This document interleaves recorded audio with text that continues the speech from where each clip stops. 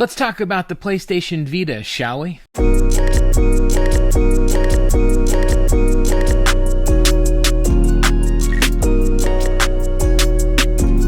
Hey, welcome back to Mort's Garage. I'm here to share with you about the PlayStation Vita, Sony's handheld console follow-up to the PlayStation Portable. Now, the Vita has sort of suddenly exploded in sort of collector interest and popularity, so this video is going to lay out a couple of things that hopefully will help you in your collecting journey towards the PlayStation Vita. Let's get into it by first talking about the PlayStation Vita console itself.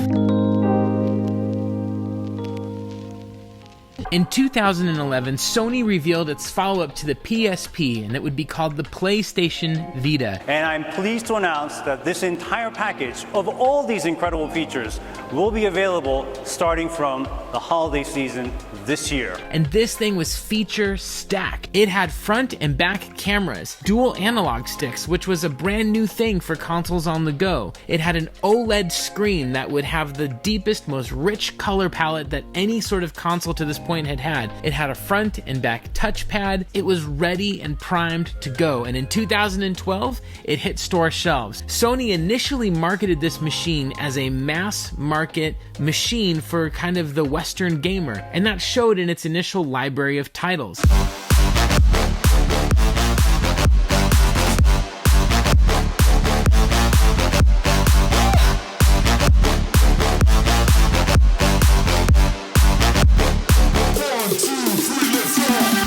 They thought that this thing was going to blow up, and it didn't. It fizzled out. In total lifetime sales, the PlayStation Vita is estimated to have reached around 16 or 17 million, which is not a lot comparatively when the PSP did 80 million and the Nintendo 3DS did 76 million. It is an experience you really need to see and feel to believe.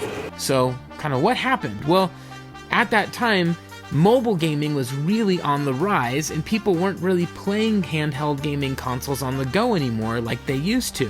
In addition, consumers like me were really kind of confused as to their marketing strategy because they made their memory cards proprietary. So when I went to the store to buy one of those, they were really expensive, and a lot of the games required some access to the memory card because what was built onto the PlayStation Vita in and of itself wasn't really enough to do much more than maybe save 1 or 2 games, but you couldn't download anything. And so people like me who bought the console but maybe a lower sort of space memory card, I wasn't going onto the PlayStation Vita shop to download PS1 games, PSP games, or PlayStation Vita games because a couple of those games would fill up the whole memory card space. The conflict was this, that I can either get more memory card space, which costs a lot of money, or just kind of deal with what I've got, and that's sort of what I did. And I think a lot of gamers followed suit as well. So you have this amazing machine, so much potential, so revolutionary in so many aspects, and it sort of wasn't going anywhere. Sony also contracted with AT&T. And we'll be partnering with AT&T as the exclusive carrier for PlayStation Vita in the United States.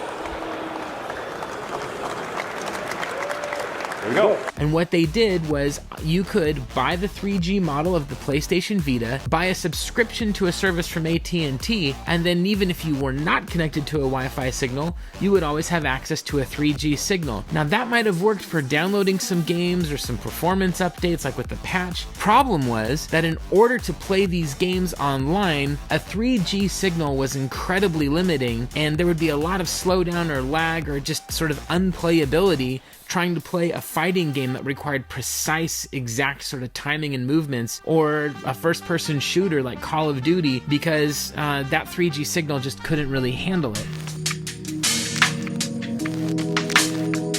During the console's lifespan, they didn't just have this OLED model, they also had this LCD screen model, which was called the PlayStation Vita Slim. Now, the OLED model got about 4 hours of active use battery life for users.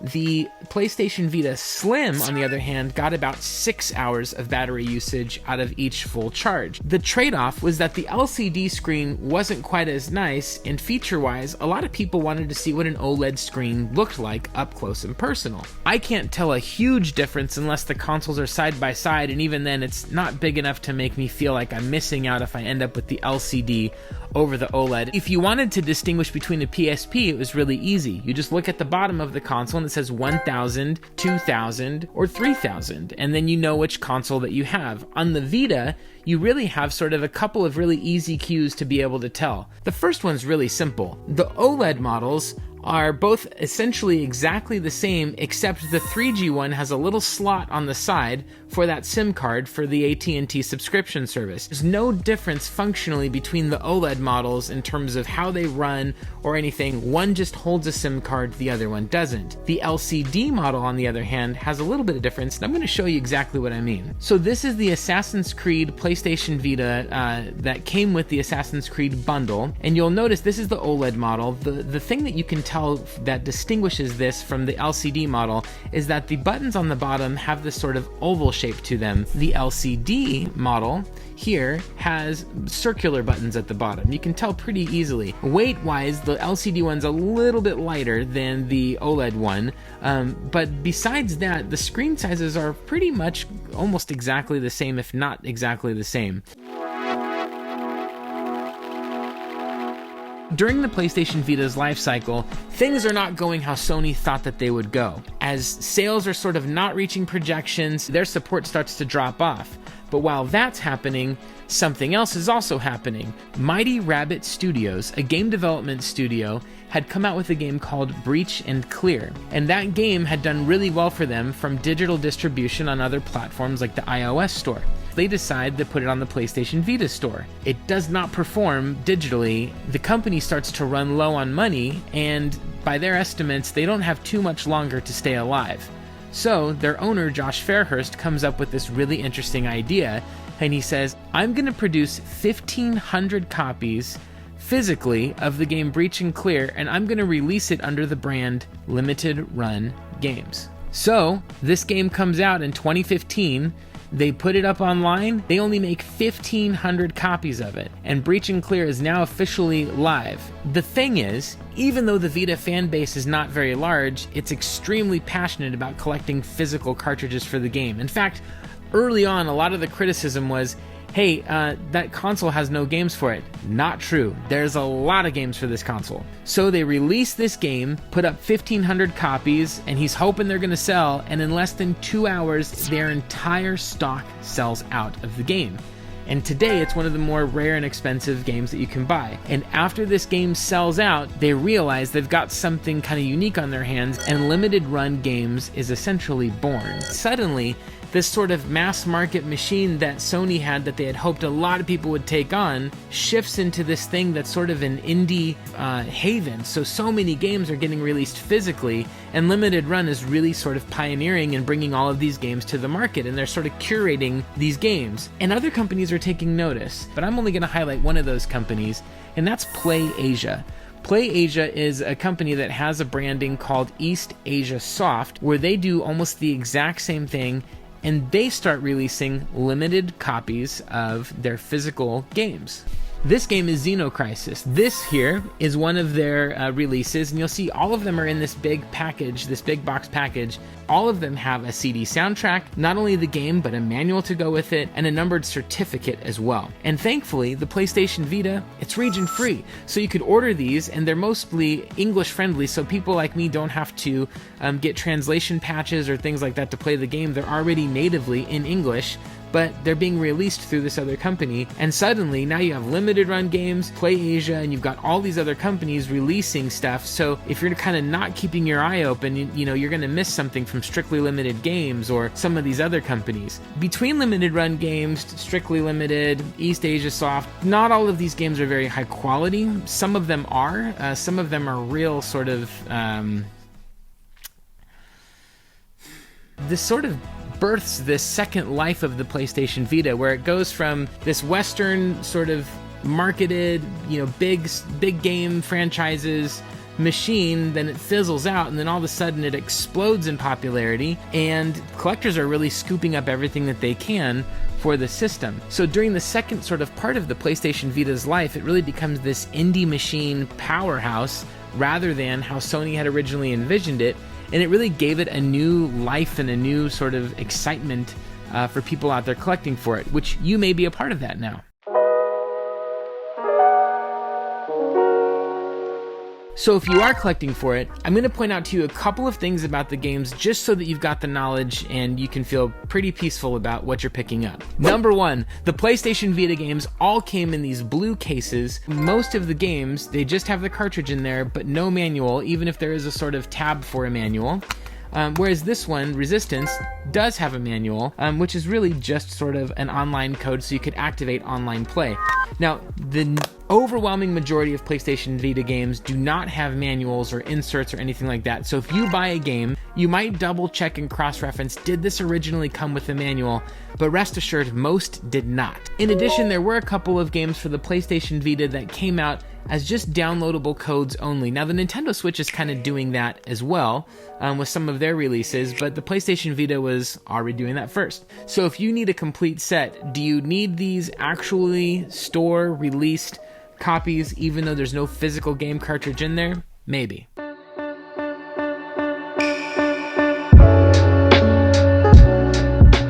So here's what I did to collect these boxes.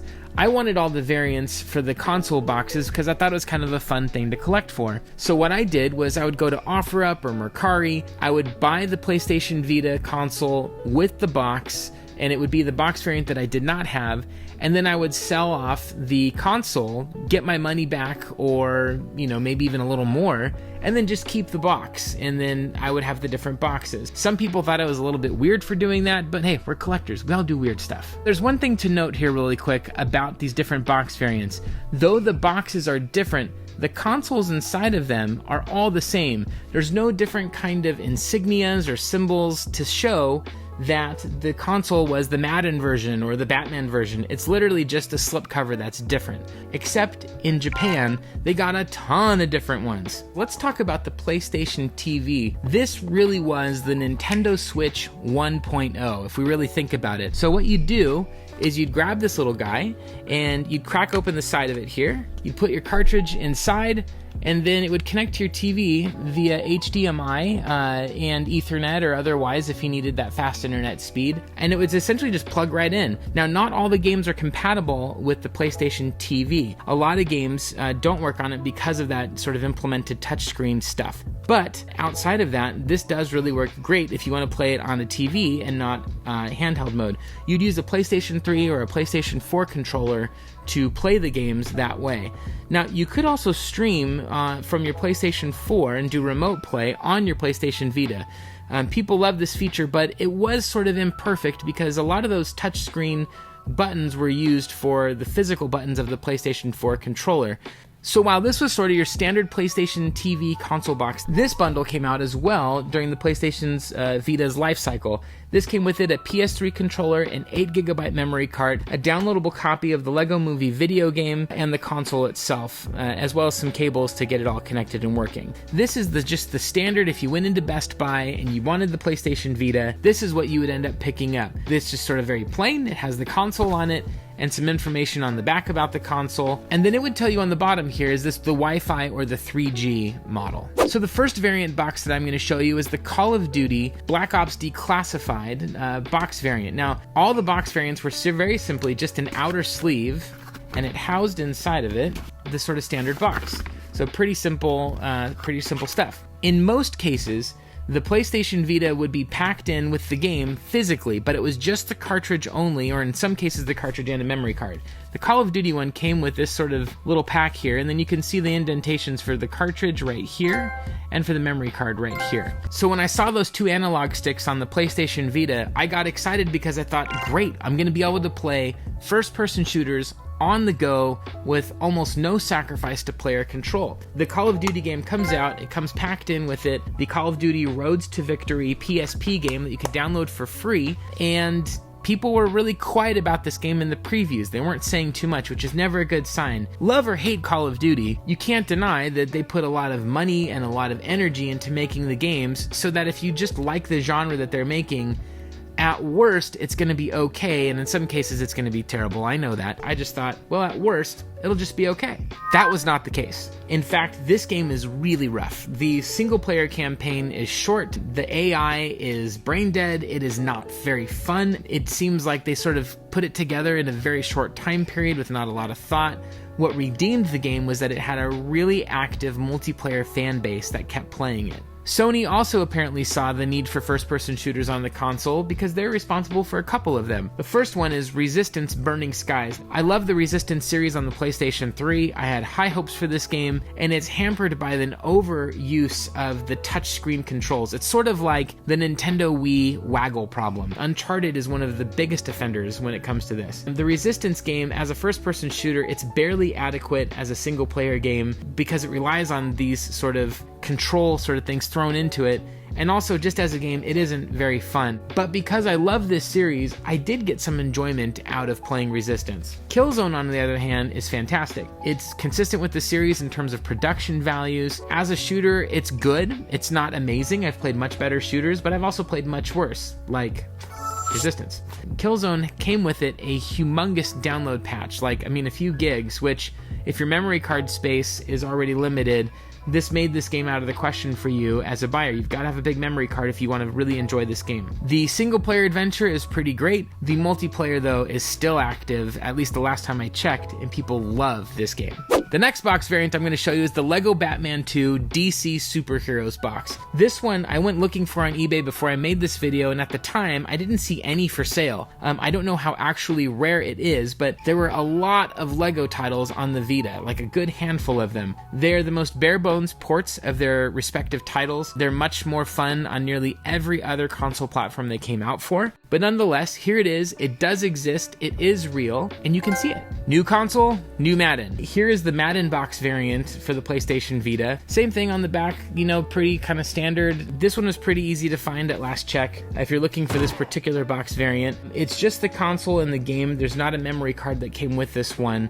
But nonetheless, it is a different box. The next box variant I'm going to talk about is The Walking Dead. This box variant is really cool. It was released, I believe, exclusively through Amazon, and it came with it the 4GB memory card, which is the lowest sort of space memory card, and the game cartridge as well. The game itself is the Telltale series, which is sort of like a choose-your-own adventure through The Walking Dead. That's a gripping story. Technically, it does underperform a little bit on the Vita, but it's still worth checking out if you love this series, The Walking Dead. And the last kind of standard box variant is this Assassin's Creed 3 Liberation series. As with other games on the PlayStation Vita, I think what hurt this game the most was its reliance on the touchscreen controls to do basic actions. It did not enhance or add anything to the game. But as an Assassin's Creed game, it's pretty interesting. Now, I know that I said that the PlayStation Vita's different consoles weren't all that different. This one actually was, at least in color. This is the white OLED PlayStation Vita console that came with the Assassin's Creed bundle. Now, if you're looking for a PlayStation Vita and you come across the white OLED model, there's a really high probability that it came from this Assassin's Creed bundle because it was the only way to get this particular make of the console, this white colored console. The last one I'm going to talk about is this one here.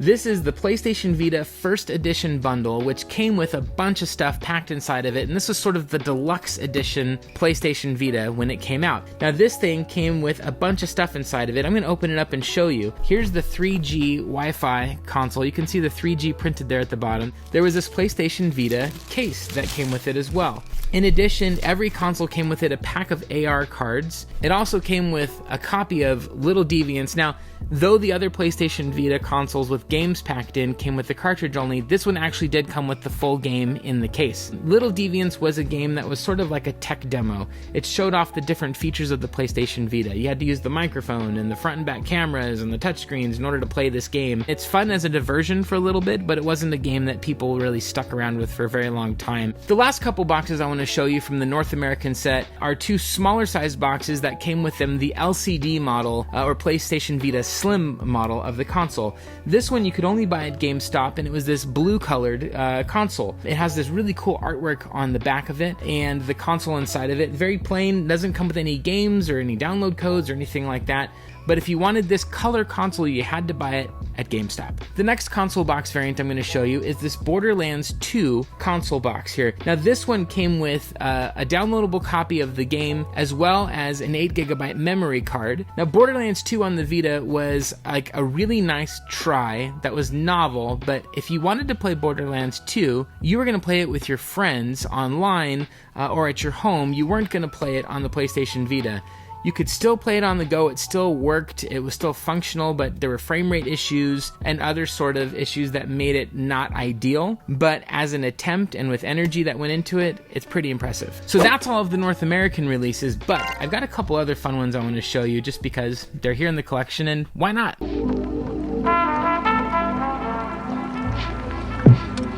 So Japan had a lot of different PlayStation Vita consoles and console variants that were released. When I say variants in Japan, they actually had consoles that were distinguished from one another by their insignias or stickers or things that were on them. This is the neon orange console, and this thing is beautiful. I love the colors on it. I wish that in the US that we did get some color variants because I think they're really cool, but I want to show you a couple that are actually console variants next. The first one is this Final Fantasy X-X2 release, which I highlighted on a pickup on Pixel Game Squad quite a while ago.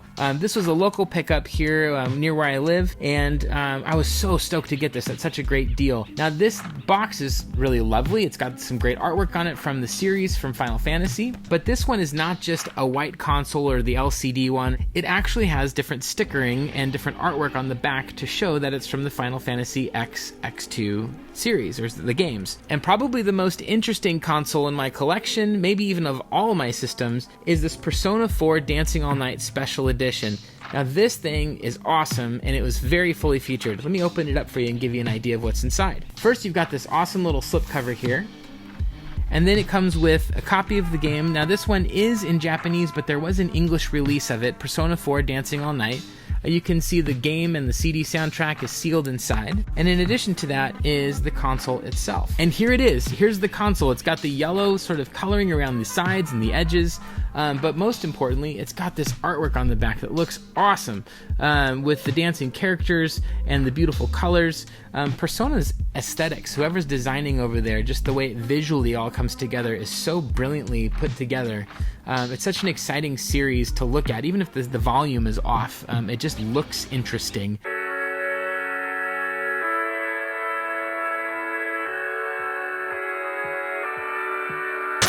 So that's it. That's my breakdown of the PlayStation Vita, including those different console boxes. I hope this information was helpful to you, and if I missed anything, please correct me in the comments below. For those other collectors who may be interested, I hope that this video and this information will be helpful to you as we kind of celebrate the sort of fun of collecting and talking about video games. Thanks for checking out Mort's Garage. I hope to see you again sometime. Between the Hey, I'm just recording real quick. And when this, and you could easily...